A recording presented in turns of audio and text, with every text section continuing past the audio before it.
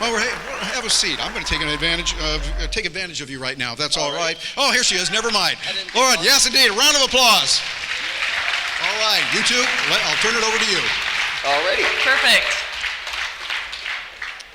We agreed ahead of time we would do 5-minute openings, and I'm going first. And then at the end, we have 2-minute closings. In between, we think we can be civilized enough that we don't actually need a moderator or a referee to break things up. But I guess we'll see. So I will begin. The people who speak of liberty can be divided into 2 general categories. The first category is the people who believe in the concept of non-aggression, who believe in the concept of self-ownership and voluntary interaction, that I own me, you own you, and we do not commit aggression against each other. There's a word for those people. It's called voluntarist, which is sort of a subset of anarchist. I like voluntarist. It's a little more specific. The second category of people who waxes eloquent about liberty are the people who talk about those principles and adhere to those principles and advocate those principles if and when their own interests are served by them. And the moment their interests are not served by them, then they talk about having a more nuanced position and being practical and being realistic and saying, yeah, that's the ideal, but this is necessary right now. There's a word for those people too. That word is statist. Because every statist wants freedom for himself and not freedom for others. Every statist. I don't care if it's fascist, communist, anything in between, as if those are opposites.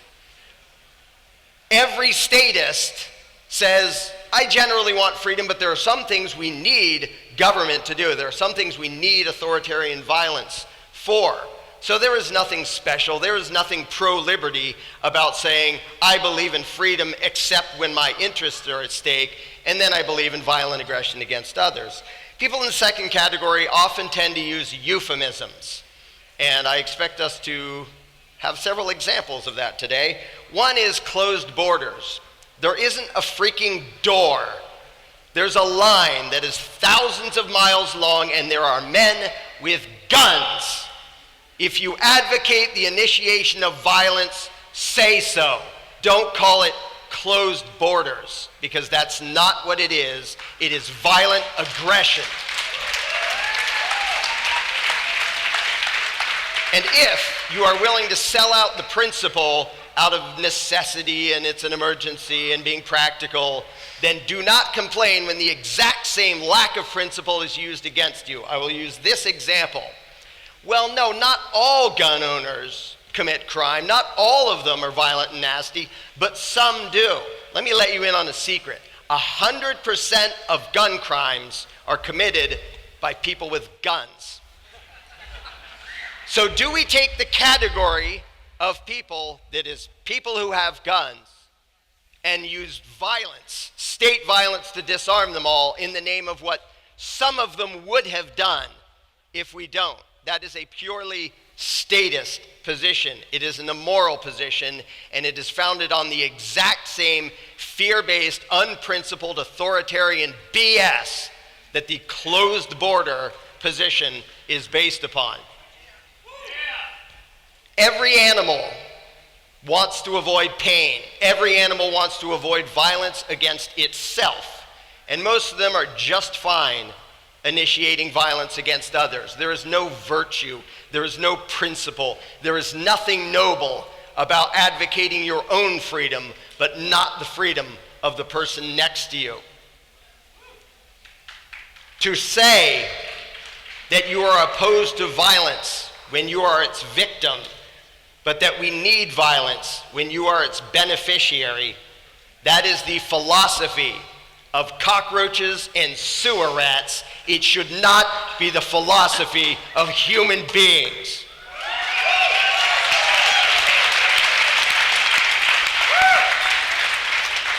I can't imagine who he was talking about. All those strong words. All right, I hope you guys don't mind if I'm a little lazy and sit down. I don't want to trip in the heels, but before coming to this debate today, I sat down and grabbed myself a bottle of vodka and watched a shit ton of Larken Rose's videos, and there is no doubt in my mind that you are a very, very intelligent man.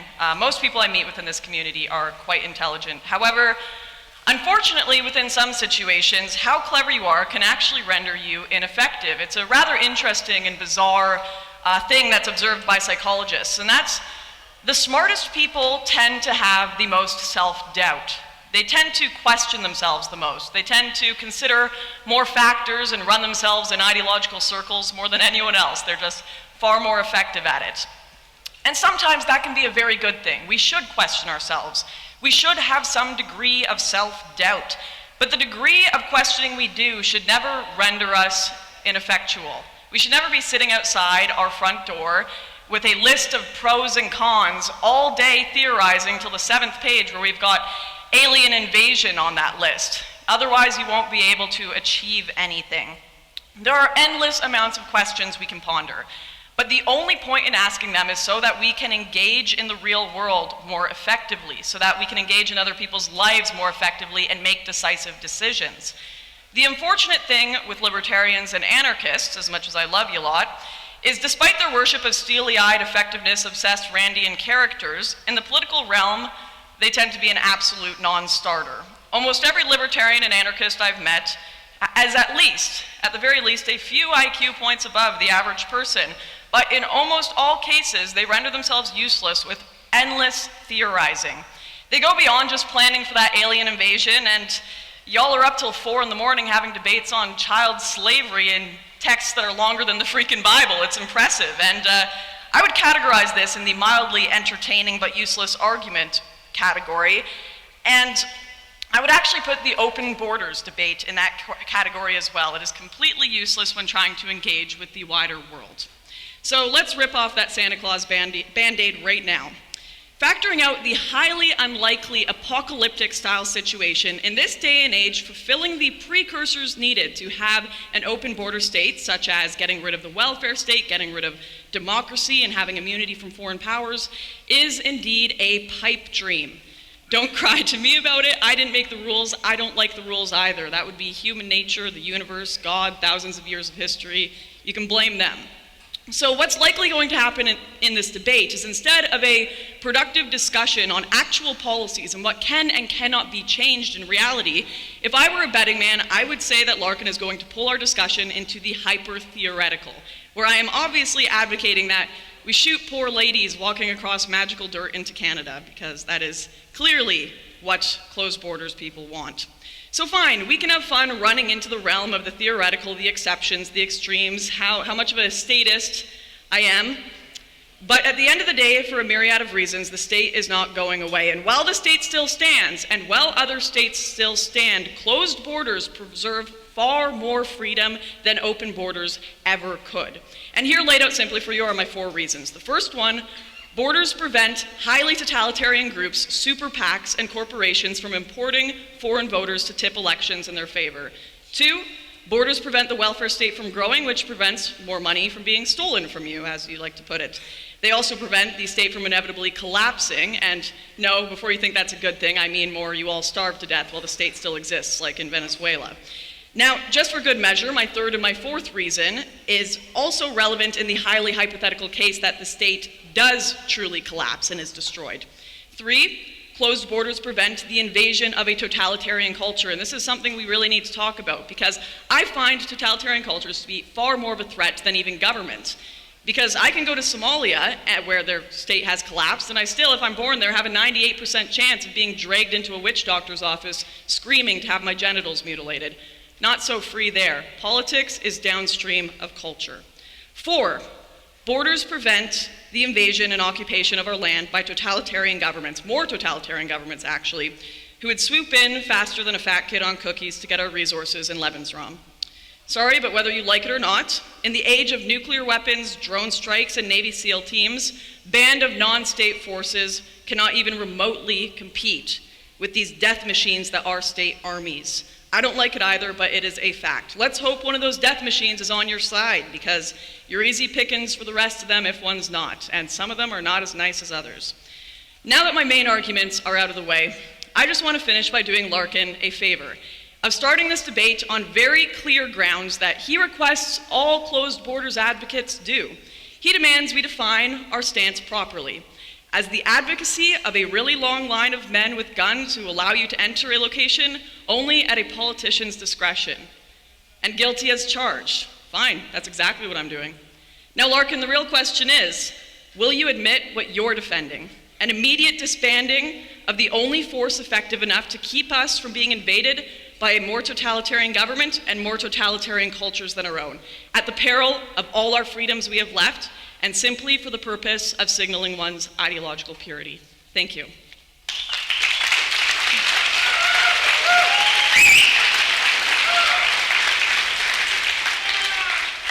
I'll answer your question since you ended with a question that was actually a statement disguised as a question. It was an assertion that the only thing protecting us is men at the border. I also noticed the euphemisms throughout your statement when you say borders do this, borders do that. Borders don't do anything. They're an imaginary line. What you meant was men with guns, but yes. I do appreciate that you got around to admitting that you meant men with guns. I think it's absolutely ridiculous to claim that in a country of 300 million people, 100 million of whom are not only armed, but they own 300 million guns. So in about 10 minutes, it could be 300 million armed people, that the only thing protecting us is the TSA? Really? That's why we're free? No. It would be the men with guns, which is how you define borders. I'm going by your definition of borders, the men with guns, not the TSA. But ICE, whichever it is, if there was actually an invasion, they have nowhere near the capacity to stop it. However, the armed populace does. But the entirety of your argument was that the ends justify the means. And I wonder if you accept the exact same argument from liberals when they say, if we don't have gun control, we will have school shootings, we will have murder. What can we have to protect us if not disarming the people? How do you respond to them when you just use the exact same argument they do? Well, that's the problem. You're saying it's the exact same when it's not the exact same argument. I actually happen to believe in some cases the ends do justify the means. Not all means are the same and not all ends are the same. And in the case of gun control, you have a chance where 99.9% of gun owners are effectively peaceful people that are just looking to defend themselves, whereas if you collapse borders, there is a 100% chance of your state collapsing into complete tyranny, a 100% chance of the welfare state collapsing, a 100% chance of your democracy being compromised, a 100% chance, in my opinion, of foreign cultures invading and destroying your culture. Most of them were good things. I want democracy to collapse. I want the state to collapse. But your guesses about a 100% chance are exactly as useful as the liberals saying, if we don't disarm everybody, every tiny little car accident will end in a shootout. But their guess does not justify the initiation of violence. Neither does your guess justify the use of violence against millions of people you do not know, whose only sin is wanting to step across an imaginary line, the only significance of which is that it defines a piece of dirt that a frickin' ruling class claims as their territory. As I said earlier, when I say the welfare state collapses, when I say our democracy collapses, I don't mean the state disappears, and I don't mean those institutions disappear. I mean they stop working as effectively, in the sense that we would all be living in a Venezuela-type situation if we had open borders and we had our governments repeatedly giving our money away. We would be in complete poverty and collapse, and the government would be far more totalitarian than it is now. Did you just allege that the end of the welfare state causes poverty? No, the end of the actual means that the welfare is being given out, when the resources are spread too thin, when the government is trying to give them to far too many people. No, the people's, when they're being redistributed. How does my money disappear because somebody comes in and applies for government welfare and makes the welfare state fall over? Because they up the fees, and then the government needs more money because they are having to give more into welfare. Except that's not how it happens. That's not how it happens? That's not how it works? That's not how it works. That's not how welfare works? We don't up the fees every year to make up for more and more immigrants coming in? Because last time I checked, the statistics agree with me. Until people disobey. But it's interesting, this I didn't see coming. It's interesting that you're basically talking about the fall of the state as the scary thing we want to avoid. I don't give a crap about the welfare state. Okay, that's fine. I'm not saying my first two reasons were neither of those things are going to happen. Okay. So in the real world, how do you intend on getting rid of borders? Do tell. Stop aggression. And here's a novel idea. When someone commits aggression, let's say someone comes in from another country and commits aggression, use every means of violence necessary to stop that aggression. And I don't know why closed border people, and I'm not saying you, I haven't heard you do this in particular, but so often they say, well, obviously you want people being raped and attacked. No, I want violence used to stop actual aggressors, not people that you guess might in the future commit aggression, because that is a moral status.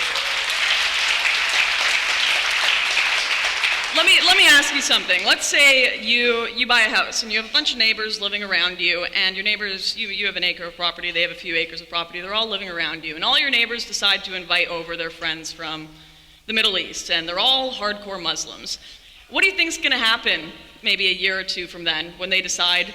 And none of those people agree with the NAP, by the way. None of those people agree with Western freedoms. In your area, what do you think's going to happen when they decide, oh, he's got a pretty nice water reserve there, he's got a pretty nice wife, he's got a pretty nice farm, some goats there.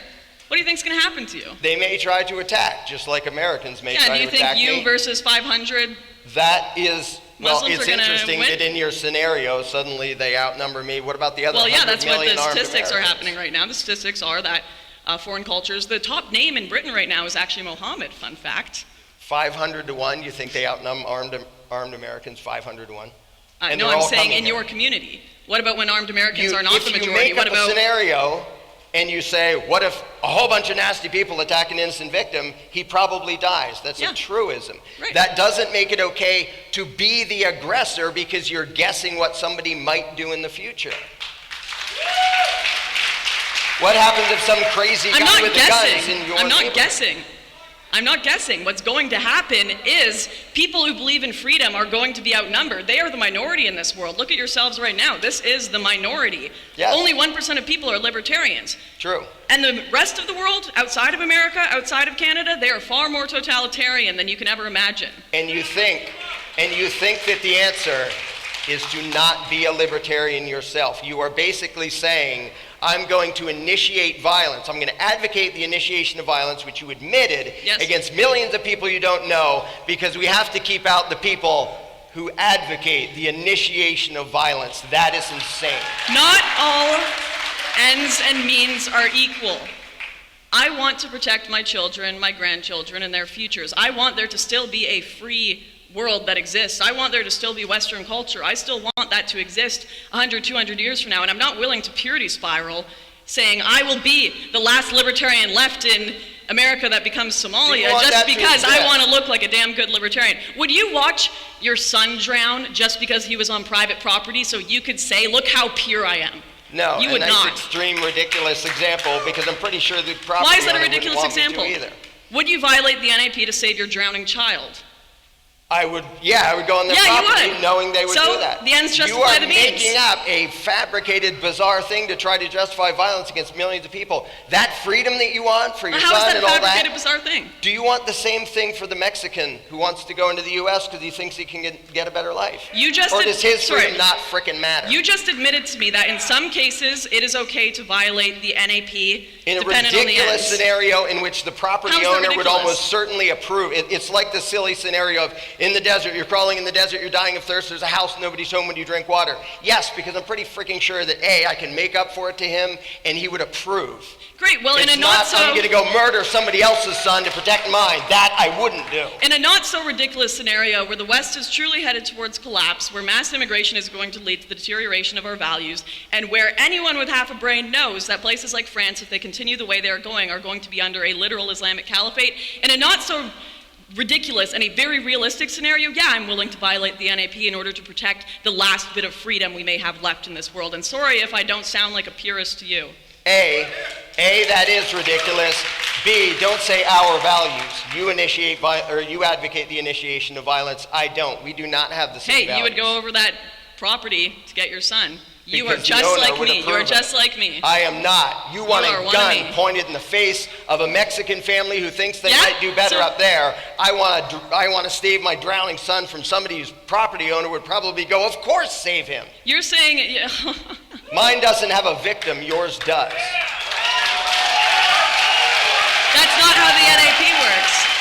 And you can't say You can't say that I'm coming up with ridiculous scenarios when you're saying I want to go point guns in the face of Mexican children. That is clearly ridiculous. You said that. Men with guns on the border. Men you with said guns that. on the border, but that's not what happens, does it? Thousands of Somali, or Haitians rather, are coming over the Canadian border right now, and what's happening to them?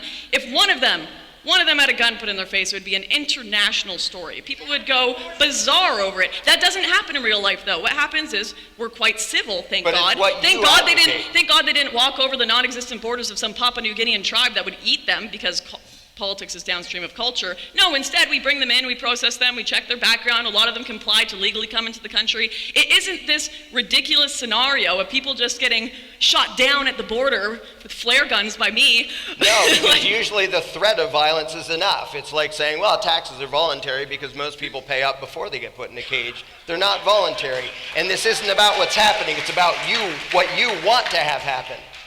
Is what you advocate, is the initiation of violence. I can reductio ad absurdum yourself as well, and we can go into the whole, if I buy property all around your land, are you allowed to leave? Can I starve you to death in there? We can do the whole ANCAP debate and run into the theoretical, but once again, I want to go back to the beginning. My argument is, in the current state that we're at now, borders are extremely helpful when we have the current state of anarchy, where there are foreign powers that could come in and invade your land if we got rid of borders, where we have the welfare state and where we have democracy.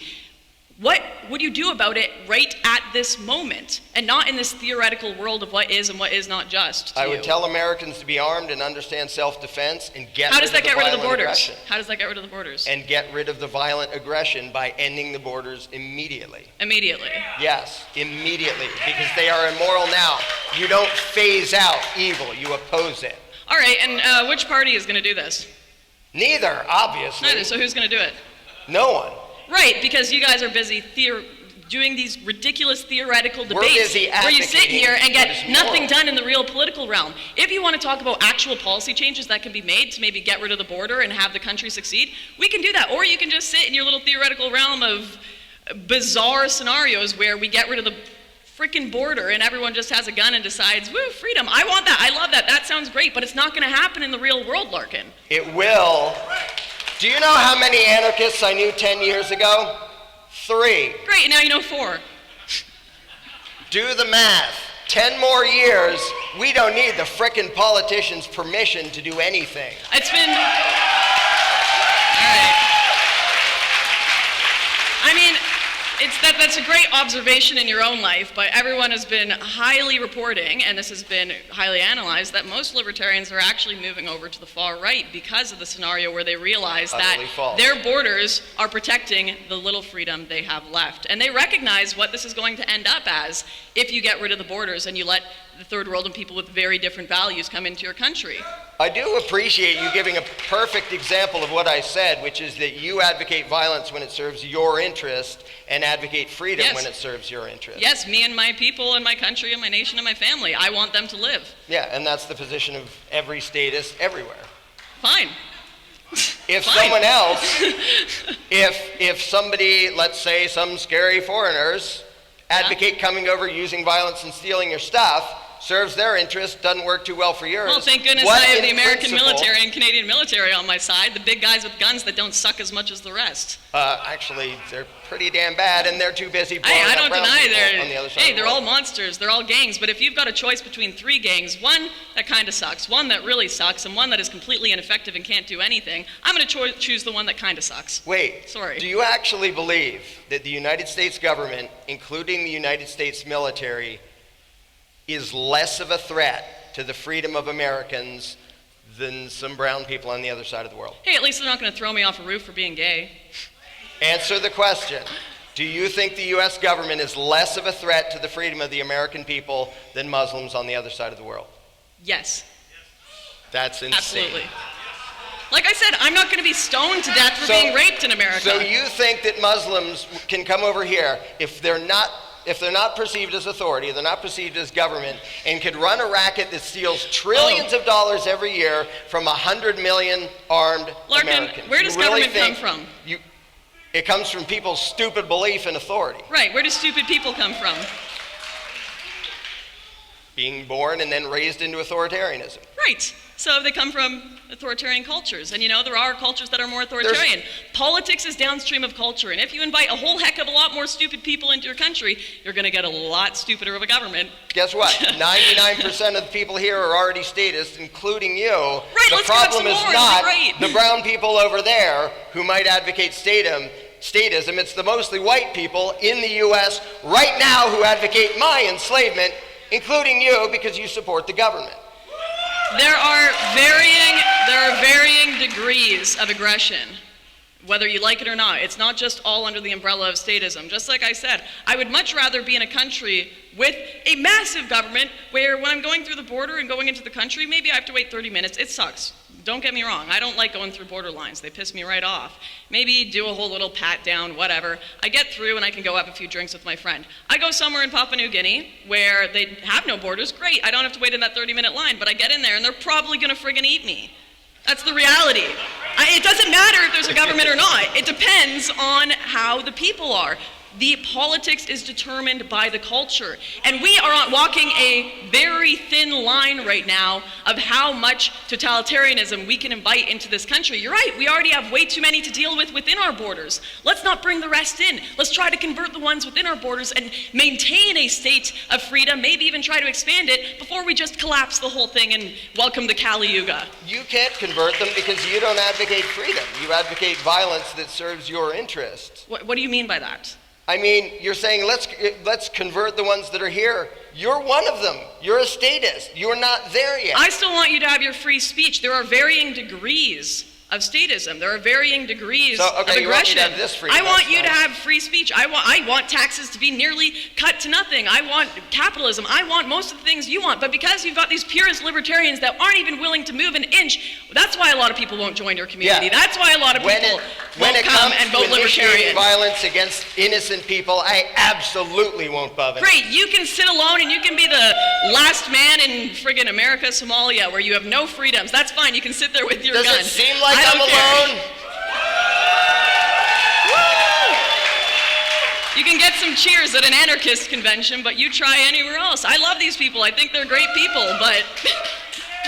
The fascinating thing here is, by the way, I totally agree on one point that I have to say every once in a while because some people just imagine I don't know this. I'm totally aware of the fact that a lot of cultures and a lot of places are very much more pro-violence. They don't have as much emphasis on individual freedom or don't have any. They have all sorts of rituals and cultural things about oppression, oppressing women, oppressing children, all over the place. I completely acknowledge that.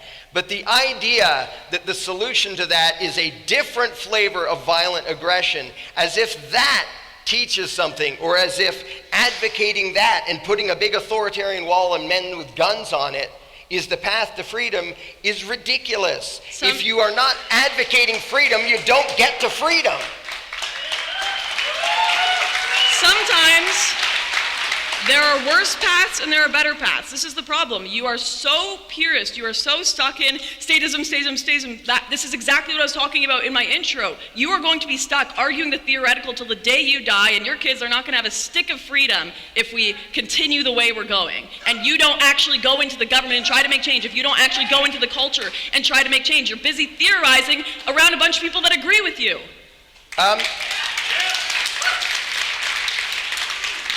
This may sound like bragging, and right now I don't care. Thousands of people have said I helped them escape the cult of statism. When thousands of other people are doing that, it becomes millions. Then you don't need legislation. Then you don't need government solution. Then you don't need borders. And if you are promoting violent aggression, if you are promoting statism, saying we need to do this for now, to get freedom in the end, that is fear-based cowardice. It is what statism is always based on. Statism is always sold as, here are the horrible things that will happen if you don't give them the power to protect you. And the end result is always the same, less freedom. Well, when you're... When your great-grandson Mohammed is getting thrown off a roof for loving another man, he can at least know that his great-grandpa was a purist and he didn't wreck his ideals, did he? See, your imaginary fear-based scenarios don't change the principle, and they don't scare me. And it's funny to me how That's many because you don't have to people- deal with them, because men who built borders, you're living in them. Because men who built freedoms and fought for freedoms I'm in Mexico. set the stage I'm for in you to be able to Mexico. travel here, for you to be able to have the I'm freedom. on the other side of the frickin' and wall, money and I'm not to be able to do scared that. because the people here are Sorry, nicer but if and you allow were me born- more freedom than the friggin' Americans who vote. If you were born in Papua New Guinea or Somalia, you would not be on this stage today. If you were born in Papua New Guinea or Somalia, you would not be on this stage because you would not have the economic freedom, you would not have the life freedom, you would never even hear these freaking ideas. But because you were blessed and born in a country where people protected their borders and their culture and their history, you now are allowed to be sitting on the stage in Mexico. So violent aggression is why I now oppose violent aggression? Sorry? So violent aggression is why I now oppose violent aggression. That's No, you basically what you're oppose saying. violent aggression because people made sure you were free enough to have these opinions and find these You opinions. think People the who fought. government made sure No, I was I'm not free. saying the government, I'm saying men. Governments are made up of individuals. I am a huge promoter of culture. Politics is downstream of culture. When you say government, it's like this boogeyman you guys talk about, but no, it's people. These are individuals. It's a civilization that creates a government. And if you think open borders is suddenly going to stop government from existing, no, you're just going to have a bunch of people come in and they're going to become 60% of the population and build their own government. It doesn't matter. It's not about It's what the culture. It's not about what guessing is going to happen. It's like arguing over the gun control debate and say, well, if we don't have gun control, all sorts of people are going to get shot. We're going to be dying all over the place. That guess doesn't matter. And Right. whether it's true doesn't even matter. If gun control would have stopped one murder, it doesn't mean it was okay to violently disarm a million other people. Just like if there's some scary person who's going to get in because we don't have a border guard and he's going to do something bad, that doesn't mean it was okay to initiate violence against all the people who weren't doing that. Because of the NAP, correct? The Because non-aggression of moral principle. principles. Oh, you keep saying moral principles, assuming we all agree. Oh, I know we don't agree. Well, you keep saying it throughout this whole conversation as if it's a given. And if I can interrupt for just a moment, how are they doing, by the way? Yes, you two are doing great. And by the way, we want to make sure we each have 2 minutes at the end to respond. Yes. And we have some wonderful people lined up there that have some questions for you. Would you be open to entertaining some questions? Of course. We have time. That's right. yeah. And couldn't we go about 15 or 16 hours more on this one? You betcha. Okay, now, by the way, those of you asking questions, we don't have much time. We need it really, really short. No problem. Don't tell us a story. Just really, really short, like about Sure. 10 seconds. Go. My question is for Larken. I'm a Bible-believing anarchist, and I happen to know about the United Nations plan for mass Islamic immigration, which is already taking place in Europe, and it's coming here in my state of Minnesota. So I can understand and respect that you would like open borders, but I don't want Chinatown in my town. I want to go visit Chinatown in Chinatown. So what is your question? Was there a question? My question is, are you aware of the satanic United Nations paying for mass immigration? Are you aware of that? Larkin? First of all, obviously it's not okay for government to pay for anything, including immigration. Second of all, the fact that some psycho's agenda... We're talking mass immigration, not just one or two people. Mass Sir? immigration. Please let him answer The the question. fact that somebody's political agenda happens to work better by allowing one piece of freedom and advocating other violence doesn't mean the thing that should change is the one piece of freedom. It means the thing that should change is the rest of the violence of their agenda. Thank you. Next question. First, Larken, I've followed you for years and consider you a brother and a hero of this movement, but by the time I'm done talking, I'll probably be subject to your ad hominem attacks as well. What are you going to do about the transition? We all agree we want to end up at this happy anarchotopia, and I think it's going to be less than 10 years before cryptocurrency puts... Okay. What are Thank you going to do about the transition? Thank you. Born in Larkin, what will captivity you do about the animals that transition? are never going to be able to feeding themselves? You love humanity. Excuse us, sir. We don't have that plan. Larkin, We have neither the means nor the right to slowly transition between evil and good. You advocate what is right now.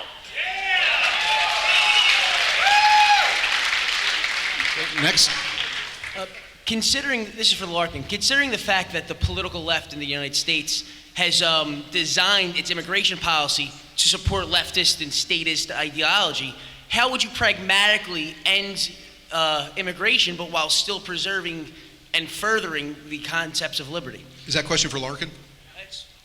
For Larkin, but it's open to Lauren as well. Okay, we'll get one for you eventually. One day. It's basically what I said before. If somebody advocates this piece of freedom in part of an agenda that's mostly violent, you resist the violence. You don't resist the one piece of freedom. Next question. Hi. Quick question. Hi. I believe that people have a right to stay whatever you want if you pay rent or you own the property anywhere in the world. My question to the Lauren is that if your country becomes so poor, and if your kids are starving, if your parents have no medication, and you want to immigrate to other country, but if in that point there's a border you cannot cross, do you still believe that condition border is good for you? Thank you. Sorry, can you rephrase the question? Can you rephrase the question quickly in Okay, about 5 if- I seconds? zoned out. I'm so sorry. U.S. is a rich country right now, but if U.S. collapse and become like Venezuela, and there's a border, you want to migrate it because to other country. Yeah, I'm asking question right now. If there's a border to go, your kids is starving, your parents has no medicine in the country, and you have to go other country, richer country, to make your family better, then still, but there's a border you cannot cross. Do you still believe the border at that time? Do you still believe the border should not be Do I crossed still by those believe in people? the border in that case? Well, I would like to think that there would be people who would come out and aid. Like in the refugee crisis, for example, I was extremely pro people within the Islamic world helping out the refugees from Syria. And they had plenty and plenty of tents there built up in tons of countries, yet for some reason, places like the EUA, they would not accept migrants. A lot of the Syrian refugees ended up being fake refugees. So real refugees, in the case of those, individuals funding and sponsoring those into their countries and doing it through legal means, I think is a good thing, absolutely. But I don't agree with the mass importation of fake migrants that is happening right now in both Europe, America, and the Americas. All right, we have time for one quick question, one last quick question. Yeah, I know what his question.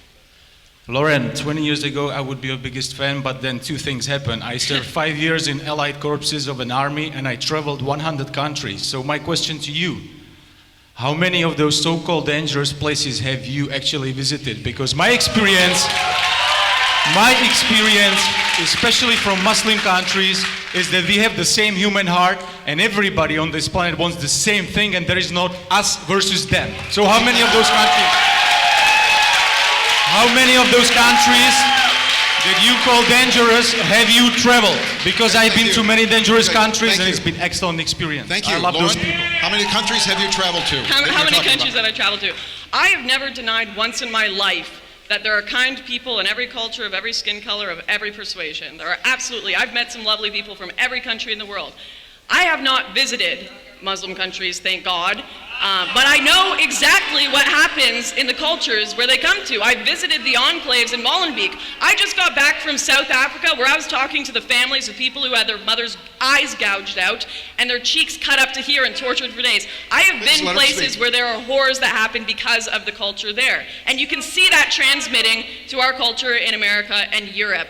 And no, I will not accept this ploy that I somehow think everyone is evil and horrible because of their skin color, and I somehow think every individual is like that. That is absolutely untrue, but it is how the culture is en masse. And you can look at the Pew Research on what people support, whether they support killing gays. You can look at the Pew Research on whether people support female genital mutilation. You can look at that. You don't have to trust me. You don't have to go there and have it happen to you yourself. All right, okay, well, we have time right now for their final closing statements. We've agreed beforehand, 2 minutes each for their statement, and yes, we will have 2 minutes, so do it. So which of you would choose to go first? I think we had a schedule that I go first and Okay, you then get that's to go fine last. with me. If we are to spread the ideas of freedom, we have to advocate the ideas of freedom. If there is some person who hasn't thought about things much, which is true of most of the people in the world, in every country, and they want to come to the US, and there are men with guns saying, you can't come in here, our politician said you can't.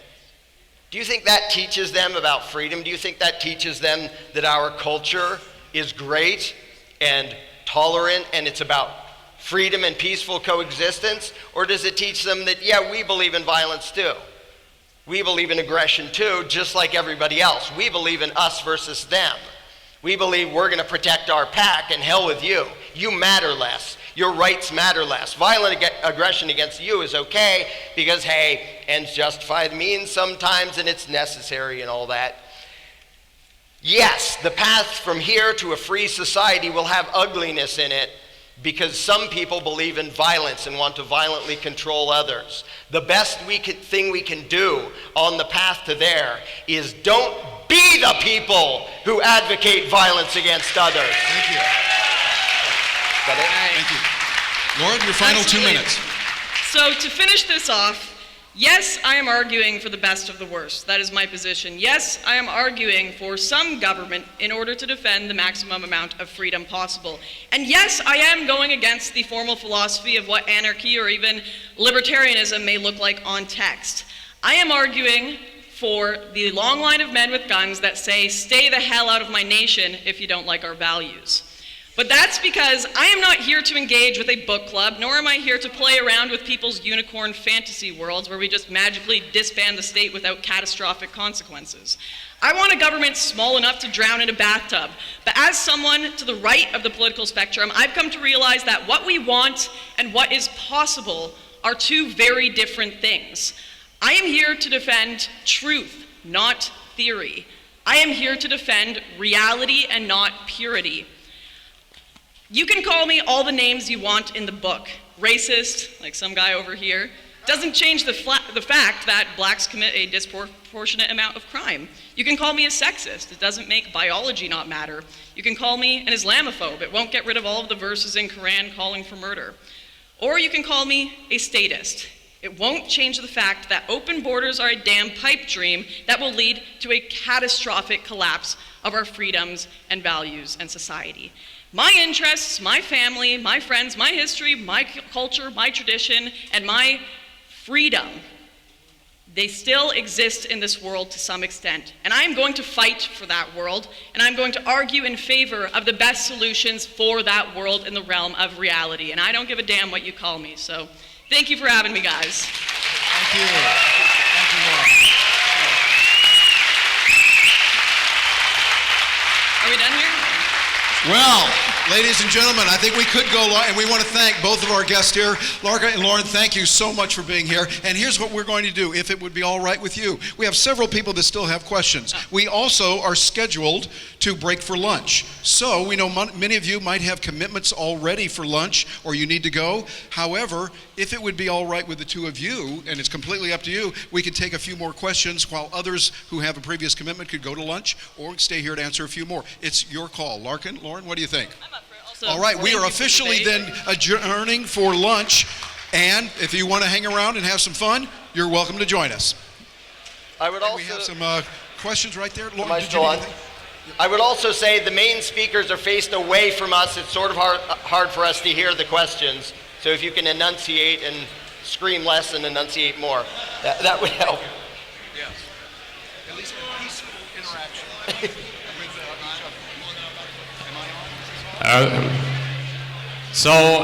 My question, I'm from Germany. I experience all the migration problems we face, and also from Islam point of view.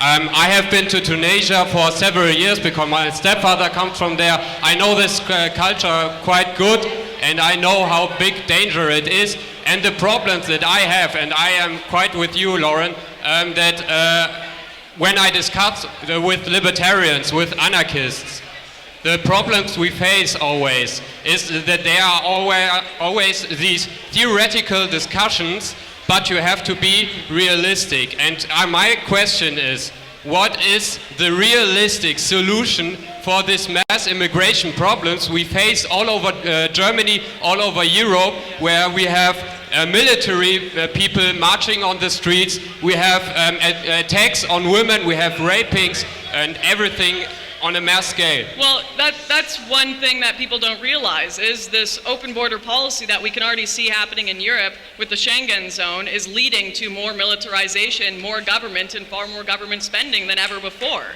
And it's catastrophic what's happening to the people there.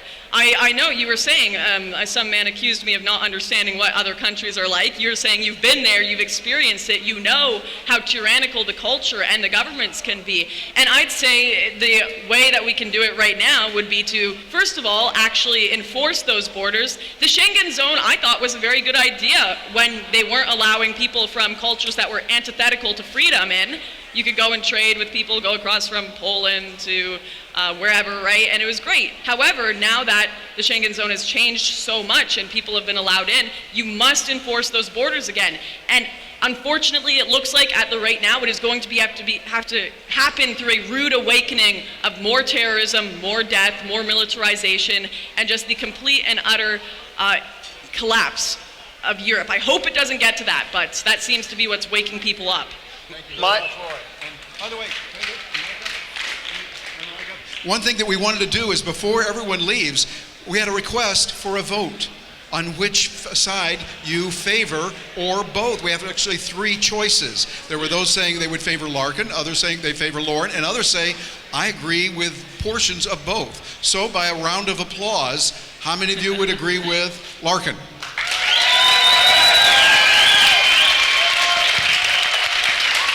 Slightly slanted And audience. how many would agree with Lauren?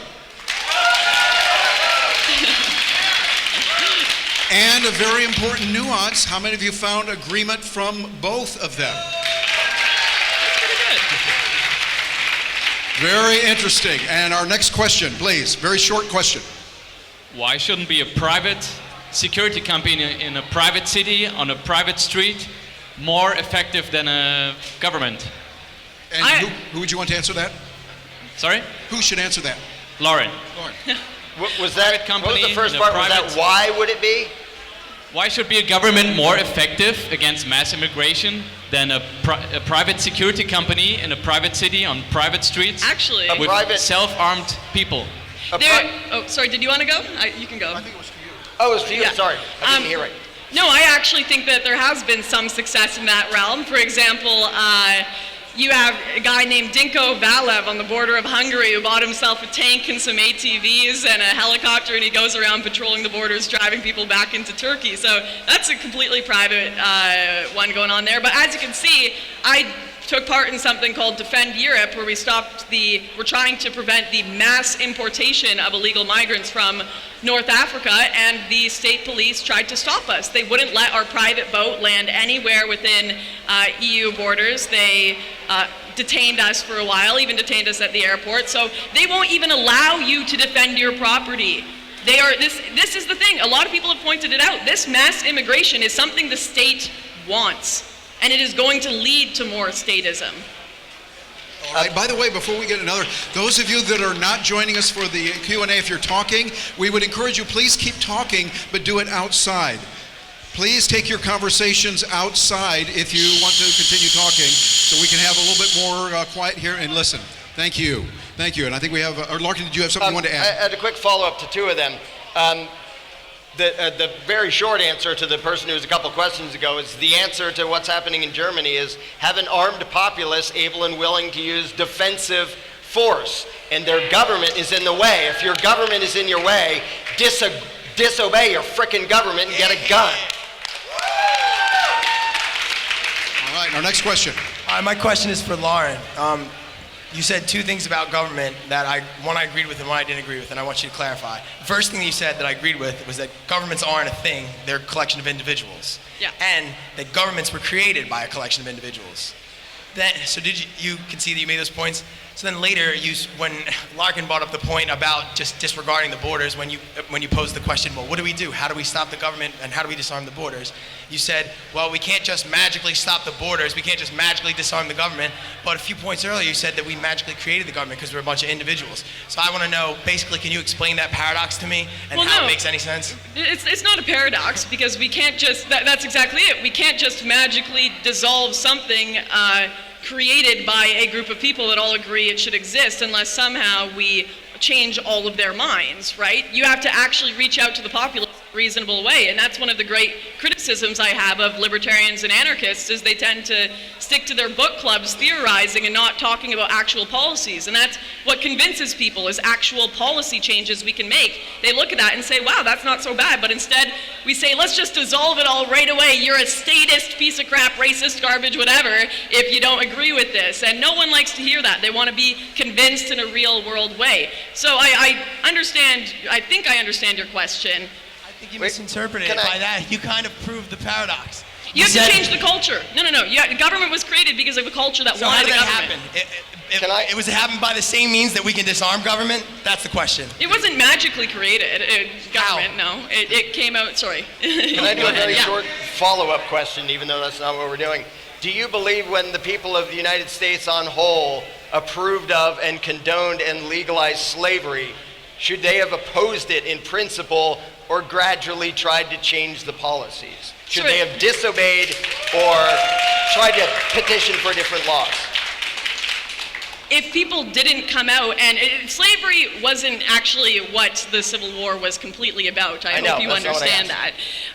It came about through people making gradual suggestions and gradual changes to be made. It didn't happen instantly. You had periods of time where you still had Jim Crow laws. Like, to think it happened instantly and everyone was just instantly given perfectly the same rights is ridiculous. Of course it happened slowly. I'm not saying that's how things should happen. I'm saying that's how things do happen. The abolitionists were not saying over the next 50 years we need to phase this out. We're saying this is wrong now. It took a long time before enough people understood that. It sounds like you're saying, I don't want to oppose it in principle now. I want to oppose a gradual phasing out of what is immoral. That is completely inaccurate. Okay.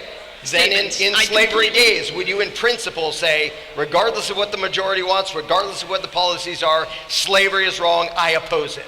Right, but I wouldn't just sit in a conference with 10 people and say, or a book club with 10 people and say, this is wrong, let's talk about things that are never going to have any impact in the real world and actually stopping slavery. No, you had to have politicians come out and make change and start actually voting for things and making things that were reasonable in the public's eye for that to happen. Do you believe the politicians ended slavery and not the abolitionists who disobeyed it?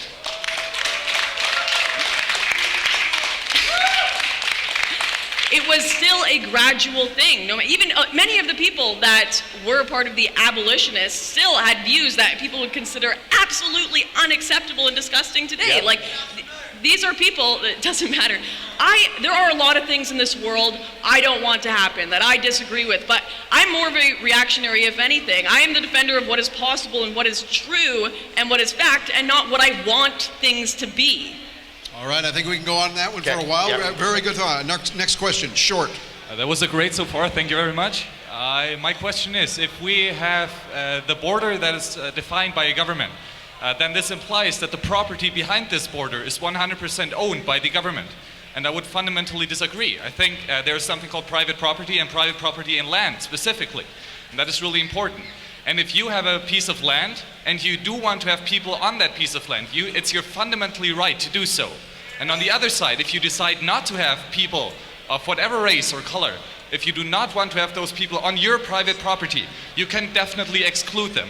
But who are you? What is your fundamental right to force me to do with my property what I do not want to do? Why do you force me to do something with my property there? I know the theories of the non-aggression principle. I understand that a lot of you here disagree with me. And what is my right to do that? I'm not doing anything to you. I'm not the government. I'm not the state. I'm not doing anything to you. I'm just advocating what I think is going to preserve more freedom in the future. So. All right. Thank you. Our next question. Great debate. Larken, I posted your You Gotta Vote song a couple of years ago on Steam It. and I made $50 from it and sent it to you. But anyway, because anarchy is important to me, there are two pillars that I want to quibble over. One is the non-aggression principle. It's not a principle of nature. It is an experiment and an agreement. And I think calling it a principle elevates it higher than it really is. The second is self-ownership. I agree that no human owns another human, but if you say you own yourself, then the question becomes who owns the self that owns the self? So I'd just like your comments on those 2 points. Yeah, I'll start with the second one. I know a bunch of people sort of, I'm not saying using this term to sound mean, but they sort of nitpick over the term self-ownership, and I kind of understand why. To me, it's just a very short, succinct thing that almost everybody, like all the normal people, can understand. Yeah, I belong to myself. And you can say, well, if it's ownership, then can you? There are longer ways to express it, to like clarify between, well, can you sell yourself into slavery and things like that. But to me, it just makes a convenient shorthand thing. And if people want elaboration and going over the details, there's that. Same thing with the non-aggression principle, actually. There's weird situations in which, yeah, you should like save your drowning son in the neighbor's pond when he's not home, because there isn't a victim. And so a bunch of these are sort of shorthand things, and yeah, there are areas where they don't all the way add up and you have to elaborate and clarify, but they make a lot more convenient ways to get people to get the general point. Okay, next question. My question is to Lauren. I love how you talk about American culture. You are very enthusiastic about it, right? But this same culture, 100 years ago, was built in the land of the brave and the home of the free by people who crossed the Atlantic on boats to come here and settle. And they are the ones who built this culture. And now you want to keep people out with guns at the borders to defend the culture built by people who came here to be free. I see a hypocrisy in that. What do you There's think? no hypocrisy there whatsoever. Europeans have created some of the most free societies on earth. Came from a myriad of things. Some people say it's because the northern areas caused them to have a higher time preference. Some people say it was the Christian ethics, which Christianity is more of a religion where you choose whether to allow Jesus into your heart or not, versus something like Islam, which is about submission. There are a myriad of reasons for why Europeans have created more free societies, but it is a completely different situation. Europeans coming over on boats versus an Islamic culture coming over on boats. So there's no hypocrisy there whatsoever. It always strikes me as sort of strange when people of European descent say, we have an exclusive right to be in North America. I never said that. I know, but lots of people do. If you're defending, this is our Western culture, you're in North America. If you came from Europe and you're so proud about soil and land and blood, go the fuck back where you came from. Right, well, you're talking about people that are more patriots. They're not really talking about blood and soil. Patriots of what? More That's identitarians in loyalty to a Europe talk ruling about class. blood and soil. The patriots would say they created a very different Western culture than a lot of European countries. I mean, you look at it, it's more, if you're talking about like Croatians, for example, they love their Catholicism, they love their history, whereas America has more Protestant history. People would say that actually a lot of Americans were based from bloodlines where people were more adventurous because they were willing to take this long journey to a new land. So they have a different culture than Europe, you realize. To claim that a culture from European descent has an exclusive right to North America is just bizarre. So wait, you think that the whole blood America and soil should thing, not, this North isn't America your soil should not and it be isn't where under your blood Western came culture? from. You think that Western culture hasn't made America far more prosperous than the rest of the world? Aspects of it certainly have. It also committed genocide, and it's Like every interesting the group things on that get Earth? left out of that. Like every group on Earth, except we don't recognize those ones, right? Because we're not allowed to recognize No, genocide I or slavery by absolutely non-whites. condemn that. That's See, I don't pick a unacceptable. whole pack and say my pack is good and your pack is bad. No one's I saying pick that. principles No one's and say saying that. when white people commit aggression, it's bad. When brown people commit aggression, it's bad. No one is when they saying that. peacefully coexist, that's good. No one is saying any of those Let's go on. things We have another here. question. Yeah, I think the real issue here is not over open borders or closed borders. It's over who controls the land. Is Yes. land and infrastructure controlled by private property owners, or is it controlled by government? Now, unfortunately, I would like to live in an anarcho-capitalist society. An anarcho-capitalist society does not mean open borders. It means private property borders. Private property and freedom of association. Freedom of association also means freedom to disassociate with whoever you want to for whatever reason. So what we're talking about here is how the public commons and public infrastructure of the land territory that we live in, known as the United States of America, should be used. Okay, and what is your the question, real sir? issue Sir? is to Sir? privatize What is your everything and question? abolish the state. Sir? Hello? What is That's your question? the real issue Real quick. because Your question. Okay. So Nice just because the presentation. We want government a question. is controlling a function doesn't necessarily invalidate the function. The government runs fire departments, okay? So if your house catches on fire, are you going to sit there? I'm getting the question. Are you going to sit there and say, well, no, I'm not going to be a statist. I'm going to be a purist. And I'm not going to have the government fire department come over. So Okay, hold on. That's a good question. Larkin, how would you answer that question that he just Okay, asked? so basically, Hold on. We want to keep moving on for other people too. Please. Basically, do you favor Please, abolishing sir, the state sir, and sir, converting everything sir, over to hello, private property, hello, allowing private hello, property sir, owners to can regulate we- the land sir, and migration hello? policy? Larkin, I'll leave that one to you first, and then Lauren will let you respond if you'd like. Private property is absolutely legitimate, and people can individually or in a group do what you said. Freedom of association includes freedom of disassociation. But the notion that anybody or any group has a claim on half of North America is ridiculous. What if I want to let somebody on my property who's on the other side of the world? Collectivists and authoritarians and pro-borders people are basically saying, I don't get to choose who's on my frickin' property because somehow there's some big collective ownership of this thing represented by a ruling class and they get to decide who can be on my property. That's bogus. I think private property is great. I think private property rights are amazing. All I'm saying is that if you've got a bunch of people with their private property around your private property who don't believe in private property, it's not going to be your property for very long. It's going to be their private property, which is not going to be a good time. And that's going to be most of Europe and America, given the way we're going. All right, thank you. Next question, please. Great debate. Thank you. I've been a libertarian for half of my life. Nobody hates the government more than I do, I promise you. But sometimes it sounds as if libertarians will say, we don't believe in aggression. We define the state as aggression. And the people who believe in borders are, how can we change the world if all we do is stand on our principles when the rest of the world, vast majority, don't necessarily agree with our principles? Fair question. How are we going to convince the rest of them? How are we going to convince? Fair question. Thank you, sir. Larkin, I'll turn that over to you, and then Larkin. The way to change the world is to spread the principles, not play different political games.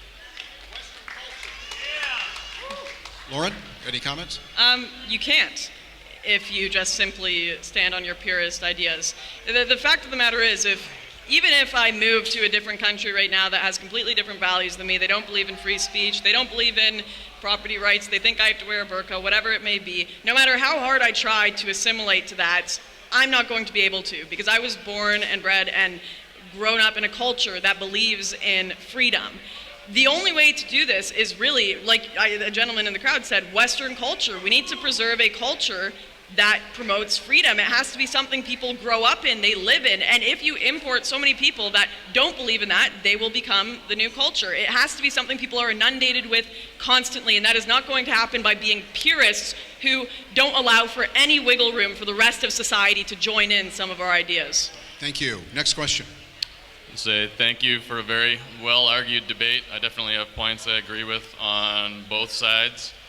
And I just wanted to offer, I'll get your thoughts on a third proposal, which would be crowdfund an entirely new country, 3D print a bunch of houses, solar panels that can grow our food and purify water in totally new areas where it could be cheaply done, and then it goes beyond theorizing. We can just build a totally new community. People go there if you align with the values of whoever is there, and we can serve as an example of brand new decentralized community. Just your thoughts on that.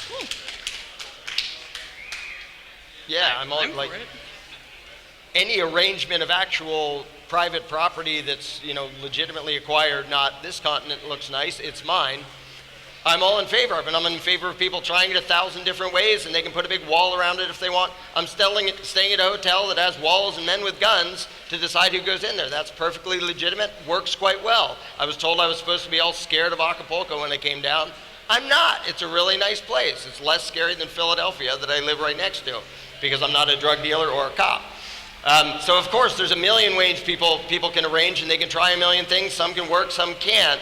What we don't have the right to do is say, I'm going to decide for everyone on half of this continent what we're going to do and who's going to be allowed to come into your community or who's not, and try to dictate. And it strikes me as strange how often the alt-right complains about communists when they are absolutely authoritarian collectivists. The entire argument is based on the notion that the collective owns this. It doesn't. You know, that's how most nations were started, a tribe of people going somewhere and saying, let's create our own place where we can do what we want. That's how America, a bunch of people came over there on boats, a bunch of people came to a lot of places. But you know what happens when you create something really damn good? A lot of people want to come there, and people vote with their feet. And eventually, when too many people want to come there, especially people who don't have the same ideas as you, that didn't create such a great culture as you got to build a wall to keep them out, to keep your place so great. And that's what happened over and over and over again throughout history. All right, our next question. I just want to agree, yeah. If we did do that, I think it should have a closed border. My question is for Laura. Yeah. It's safe to say that the rise and fall of organizations is inevitable. Is your idea of border control having 100% faith that the organization of border control will not resort to taking advantage of this power in order to sustain itself, or that people are obligated to cling to it in order to stay safe? Sorry, can you say that a little slower, rephrase a little simpler? It's safe to say the rise and fall of organizations is inevitable. Yes. Is your idea that of border control having 100% faith that the border control organization that runs it will not resort to taking advantage of this power in order to sustain itself, or that people are obligated to cling to it in order to stay safe? Right. Well, that's the great dilemma of being human, isn't it? Whether you are creating a government or a stateless society. Will these people decide one day they want to create a state? Will gangs form? Will your government go rogue? Will your border institution go rogue or collapse? You never know. So this is why I'm a big... It wasn't really as much as just the state itself. Like, say that they have border control and then I want to go somewhere else from my country, take a vacation, and then I have this border control and that says it's protecting my freedom, then all of a sudden they're doing weird things like rummaging through my things and things I question, and then I'm like, well, why are they doing this? And they're funding themselves and they're starting to do shiesty things in order to keep themselves, because they're so scared. And I don't disagree. This is what I say when we've already got enough statists within our borders right now that we need to deal with. I don't disagree that I think that sometimes people within borders go too far. They do things that are completely unnecessary. Like, come on, guys. The 90-year-old lady going through in her wheelchair is not a terrorist. You don't have to pat her down. Like, let's relax here, right? But I will say I think some level is necessary, and hopefully you have a culture that believes in freedom enough that they won't continue to push these policies, because we vote for governments that put in these policies. We form up governments that create these policies. So this is why I am a big advocate of a culture being pro-freedom, because if you don't have the culture with you, then you won't have the government or the institutions. Okay, our next question. You both are awesome, and I'm still on the ends of this argument. Pull the microphone down, please. So we can hear you. Thank you. My question is for Larken. I'm asking about how Lauren says that you're theorizing the situation. What are some real-life ideas of how open borders would work? For example, if America became an anarchist state, borders were dropped, other countries still have government in place and could establish rule. Not only is that an issue, but what other ideas would you have about disease control and invasive species? That last part was hard to hear. Like I said, the mains are facing away from us. Okay. I just said, if America became an anarchist state, borders were dropped, other countries still have government in place and could establish rules. So what are your ideas on how to solve that? And also disease control and invasive species, what are some ideas that you would have about open borders with that? Yeah, if the U.S. stopped being the U.S. and started being a free place that without a ruling class, first of all, there wouldn't be a big draw for the welfare state, because there isn't any. The people who would go there would be looking for freedom. And in a population that doesn't believe in politics and government and ruling classes, if somebody comes in and says, we're going to put a ruling class over you, everyone there says, no, you're not. And if you try to rule us by force, we will resist by force. So that's a very, it's a very different scenario than what we have now. And the border, the argument is often, well, we need this form of government violence because right now there's still that form of government violence. And the truth, there is a piece of truth in that without the welfare state, there's less of a draw for people who want to come here and get free stuff. So I'm absolutely in favor of ending both, but you don't advocate one evil unless and until a different one changes.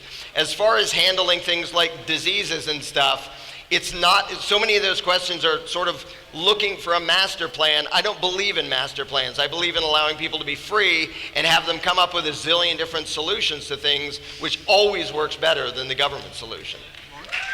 Well, sometimes their solutions end up being governments. That's how governments tend to be created. This is the thing. You don't realize that in the long game, it is completely the culture.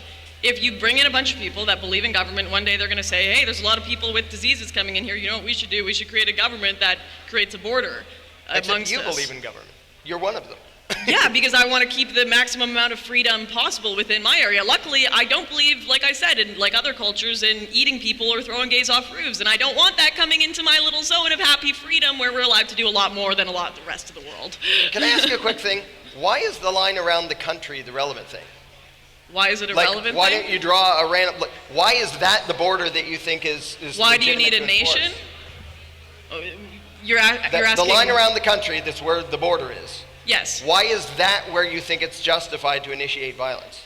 Because it's the outside of my community that has agreed we are going to have a set state of values and laws, and the people within that border agree on a set culture, state of laws. Unfortunately, that's changing right now, of course. We're trying to say, what is Canada? Oh, it's multicultural, it's this and that. No, the reality is we were based off of Christian, European values to start, and those are things that I believe have created the most free areas, and it just how happens within this landmass, a lot of those people with the same values live. Okay, well, well, what I'm going to do right now is interject because we have some requirements for tech people to get some lunch and to get a break. I think we could really go on for days, right? A round of applause for both of our panelists here. You're both professional. Wonderful.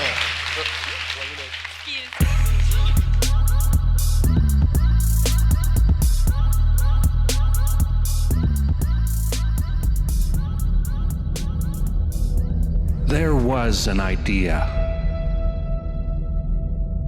to bring together a group of remarkable people to see if we could become something more. So when they needed us, we could fight the battles that they never could.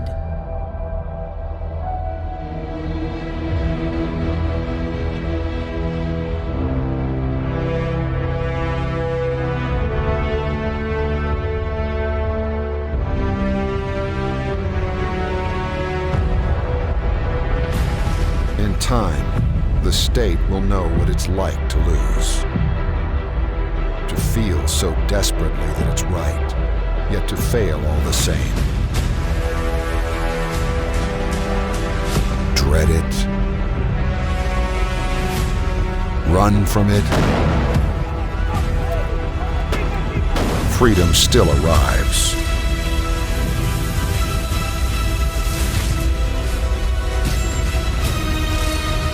Vacate the state.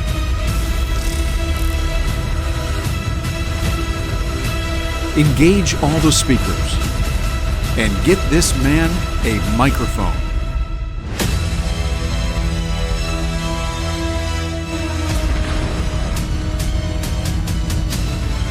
Fun isn't something that one considers when eradicating tyranny.